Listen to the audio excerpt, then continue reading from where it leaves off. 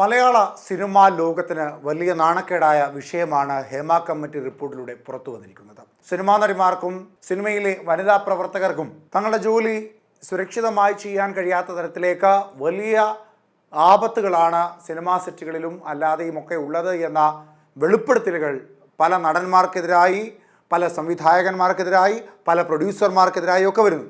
ഇവിടെ ഹേമ കമ്മിറ്റി റിപ്പോർട്ടുമായി ബന്ധപ്പെട്ട് ഉയർന്ന മറ്റൊരു പ്രധാനപ്പെട്ട വിഷയം മലയാള സിനിമാ മേഖലയിൽ പവർ ഗ്രൂപ്പ് ഉണ്ടോ എന്നുള്ളതായിരുന്നു. 15 പേരടങ്ങുന്ന പവർ ഗ്രൂപ്പാണ് മലയാള സിനിമാ മേഖലയിൽ ഉള്ളത് എന്ന് പലരും പറഞ്ഞു. അതിന് തൊട്ടു പിന്നാലെ വനിതാ സിനിമാ പ്രവർത്തകർക്കെതിരെ രൂക്ഷമായ രീതിയിലുള്ള പല ലൈംഗികപരമായ ആക്രമണങ്ങളും ശാരീരികപരമായ ആക്രമണങ്ങളും ഒക്കെ ഉണ്ടായ വാർത്തകൾ ഓരോ ദിവസവും മാധ്യമങ്ങളിലൂടെ പുറത്തു വരികയാണ്. പലരും സ്വമേധയാ വന്ന മാധ്യമങ്ങൾക്ക് മുമ്പിൽ തുറന്നു പറയുന്നു. മറ്റു ചിലർ പോലീസ് കേസ് നൽകുന്നു. ചിലർ കേസിന് പോകാനില്ല, പക്ഷേ ആ നടൻ്റെ അല്ലെങ്കിൽ ആ സംവിധായകൻ്റെ അല്ലെങ്കിൽ ആ പ്രൊഡ്യൂസറുടെ മുഖം മൂടി വലിച്ചു കീറിയേ മതിയാകൂ എന്ന ഉറച്ച തീരുമാനത്തോടെ വരുന്ന പലരുമുണ്ട്. എന്നാൽ ഈ വിഷയത്തിൽ 15 അംഗ പ്രമുഖർ എന്ന് പറയുന്നവരിൽ ഇവരും ഉണ്ട് എങ്കിൽ ആ 15 പേരടങ്ങുന്ന പവർ ഗ്രൂപ്പിൽ ഇപ്പോൾ ആരോപണ വിധേയരായിട്ടുള്ള സിനിമാ നടന്മാരുണ്ട് എങ്കിൽ ആർക്കൊക്കെ എതിരെ ആയിരുന്നു ആരോപണങ്ങൾ വന്നിരുന്നത് എന്ന് നമുക്ക് നോക്കാം. ആദ്യം രഞ്ജിത്തിനെതിരെ ശ്രീലേഖ മിത്ര എന്ന ബംഗാളി സിനിമാ താരമെത്തുന്നു. രഞ്ജിത്ത് എന്ന സംവിധായകൻ പാലേരി മാണിക്യം എന്ന സിനിമയുടെ സെറ്റിൽ വെച്ച വളകൾ നോക്കാനെന്ന വ്യാജേന കയ്യിൽ മോശമായി സ്പർശിക്കുന്നു, മുടിയിഴകളിൽ മോശമായി സ്പർശിക്കുന്നു, അല്ലാതെ തന്നെ ആക്രമിക്കാൻ ശ്രമിക്കുന്നു എന്ന തരത്തിലേക്കുള്ള ആരോപണവുമായി ശ്രീലേഖ മിത്ര എത്തുന്നു. അതിന് തൊട്ടു പിന്നാലെ യുവ എഴുത്തുകാരി MA ഷഹനാസ് എത്തുന്നു. അവർ പറയുന്നതും അത്തരത്തിൽ തനിക്കെതിരെ എഴുത്തിൻ്റെ ലോകത്ത് തനിക്കെതിരെ മോശമായ ഒരു അനുഭവം ഉണ്ടായപ്പോൾ വേട്ടക്കാരനോടൊപ്പമായിരുന്നു രഞ്ജിത്ത് നിന്നത് എന്ന വെളിപ്പെടുത്തൽ അവർ നടത്തുന്നു. അതിനോടൊപ്പം തന്നെ മോശമായ രീതിയിൽ മദ്യപിച്ചുകൊണ്ട് പലയിടങ്ങളിലും അദ്ദേഹം എത്തി ചലച്ചിത്ര അക്കാദമിയുടെ സംസ്ഥാന അധ്യക്ഷ പദവിയിൽ ഇരിക്കുവാനുള്ള യോഗ്യത അദ്ദേഹത്തിന് ഇല്ല എന്ന കുറ്റപ്പെടുത്തലുകളും ആരോപണവുമായി ഒരു എഴുത്തുകാരിയും എത്തുന്നു. അതിന് തൊട്ടു പിന്നാലെ രഞ്ജിത്ത് രാജിവെക്കുന്നു. അതിന് തൊട്ടു പിന്നാലെയാണ് രേവതി സമ്പത്ത് എന്ന നടി അമ്മ എന്ന താരസംഘടനയുടെ ജനറൽ സെക്രട്ടറിക്കെതിരെ ആരോപണവുമായി രംഗത്തെത്തുന്നത്. അതിന് തൊട്ടു പിന്നാലെ ഊട്ടിയിൽ ആയിരുന്ന സിദ്ദിഖ് മോഹൻലാലിനെ വിളിച്ച്, അമ്മയുടെ പ്രസിഡന്റായ മോഹൻലാലിനെ വിളിച്ച് തൻ്റെ രാജി അറിയിക്കുന്നു. കൂടാതെ രേവതി സമ്പത്തിനെതിരെ പോലീസിൽ പരാതിപ്പെടുകയും ചെയ്തു. പിന്നീട് മുകേഷിനെതിരെയുള്ള ആരോപണം ഇപ്പോൾ ഏറ്റവും ഒടുവിൽ വരുന്നു. മുകേഷിനെതിരെ മീനു മുനീറാണ് മുകേഷിനെതിരെ ആരോപണവുമായി എത്തിയത്. ഫോണിലൂടെ തന്നോട് അശ്ലീലപരമായ രീതിയിൽ സംസാരിച്ചു എന്ന തരത്തിലേക്കുള്ള ആരോപണവുമായി അവരെത്തുന്നു. സാജു കുടിനെതിരെയും രേവതി സമ്പത്ത് ആരോപണമായി എത്തുന്നു.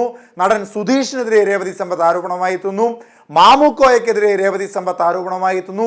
ഇടവേള ബാബുവിനെതിരെ മീനു മുനീർ ആരോപണമായി എത്തുന്നു.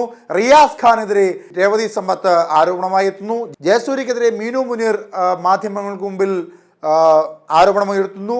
മണിയമ്പിള്ള രാജുവിനെതിരെയും മീനു മുനീർ ആരോപണമുയർത്തുന്നു. ഏറ്റവും ഒടുവിൽ ബാബുരാജിനെതിരെ ഒരു ജൂനിയർ ആർട്ടിസ്റ്റ് തൻ്റെ ആരോപണങ്ങളുമായി രംഗത്തെത്തുന്നു.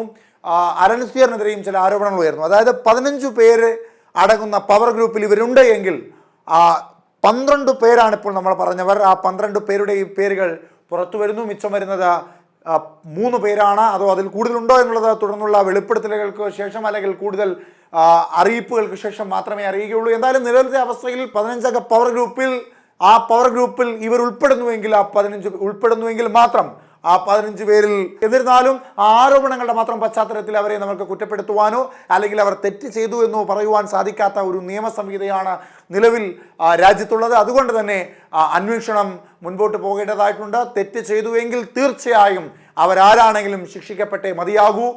അതുകൊണ്ട് നിയമത്തിൻ്റെ വഴിക്ക് പോകുമ്പോൾ സ്വാഭാവികമായും ഇത്തരത്തിൽ നിരവധി ആരോപണങ്ങൾ മലയാള സിനിമാ ലോകത്ത് നിന്ന് ഇനിയും പുറത്തു വരുവാനുണ്ട്. നിരവധി പേരുടെ പേരുകൾ പലരും വെളിപ്പെടുത്തുവാൻ ഇതോടുകൂടി തയ്യാറായി കഴിഞ്ഞിരിക്കുകയാണ്. ഹേമ കമ്മിറ്റി റിപ്പോർട്ടിൽ പേര് പറഞ്ഞിട്ടുള്ള പല സിനിമാ സംവിധായകർ, പ്രൊഡ്യൂസർമാർ, സിനിമാ നടന്മാർ, അല്ലാതെ സിനിമാ മേഖലയിൽ തൊഴിൽ ചെയ്യുന്ന പുരുഷന്മാർക്കെതിരെ പല ആരോപണങ്ങളുമായി സിനിമാ മേഖലയിൽ തൊഴിൽ ചെയ്യുന്ന സ്ത്രീകൾ രംഗത്തെത്തുകയാണ്. ഇതോടുകൂടി ദേശീയ തലത്തിൽ മലയാള സിനിമ മേഖല ചർച്ചാ വിഷയമായി കഴിഞ്ഞിരിക്കുകയാണ്. ദേശീയ തലത്തിൽ പല മാധ്യമങ്ങളും മലയാള സിനിമാ മേഖലയിലെ പല നടന്മാരും പ്രൊഡ്യൂസർമാരും സംവിധായകന്മാരും ഒക്കെ ലൈംഗികപരമായി പലരെയും ചൂഷണം ചെയ്യുന്നു എന്നുള്ള തരത്തിലേക്കുള്ള ആരോപണങ്ങൾ പുറത്തു വരുന്നു. അതുപോലെ തന്നെ സംവിധായകൻ ലിജു കൃഷ്ണനെതിരെയും ഇത്തരത്തിലൊരു ആരോപണവുമായി ഒരു നടി എത്തുന്നു. അതായത് ഇത്തരത്തിൽ മലയാള സിനിമാ മേഖലയിലെ വ്യത്യസ്ത വിഭാഗങ്ങളിൽപ്പെട്ട സംവിധായകർ, പ്രൊഡ്യൂസർമാർ, അതുപോലെ തന്നെ സിനിമാ നടന്മാർ, അങ്ങനെ പല മേഖലയിലായി ജോലി ചെയ്യുന്നവർക്കെതിരെ എല്ലാം ആരോപണങ്ങൾ ഒന്നൊന്നായി പുറത്തു വരികയാണ്.